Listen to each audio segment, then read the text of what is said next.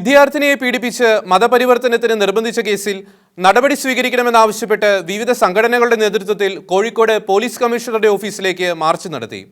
1.5 മാസം പിന്നിട്ടിട്ടും സംഭവത്തിൽ നടപടി സ്വീകരിക്കാത്ത പോലീസിന്റെ നിഷ്ക്രിയത്വത്തിനെതിരെയായിരുന്നു പ്രതിഷേധം.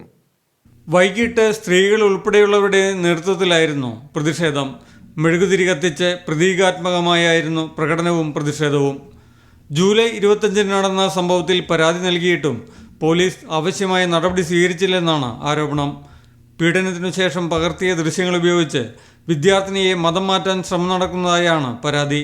പ്രതിയുടെ നിർബന്ധത്തിന് വഴങ്ങാതിരുന്ന പെൺകുട്ടിയെ പലതവണ സംഘമായെത്തി ഭീഷണിപ്പെടുത്തുകയും തടയുകയും ചെയ്തതായും പരാതിയിൽ പറയുന്നു. ഇത്തരം പരാതിയുണ്ടായിട്ടും പ്രതിക്കെതിരെ പോലീസ് നടപടി സ്വീകരിച്ചില്ലെന്നാണ് ആരോപണം. പരാതിക്ക് തെളിവിനായി CCTV ദൃശ്യങ്ങളും പോലീസിന് നൽകിയിരുന്നു. എന്നാൽ ചില ഉന്നതരുടെ ഇടപെടൽ മൂലം പോലീസ് നടപടി സ്വീകരിക്കുന്നില്ലെന്നാണ് പരാതി. ഈ പശ്ചാത്തലത്തിലായിരുന്നു കമ്മീഷണർ ഓഫീസിലേക്ക് പ്രതിഷേധ മാർച്ച് നടന്നത്.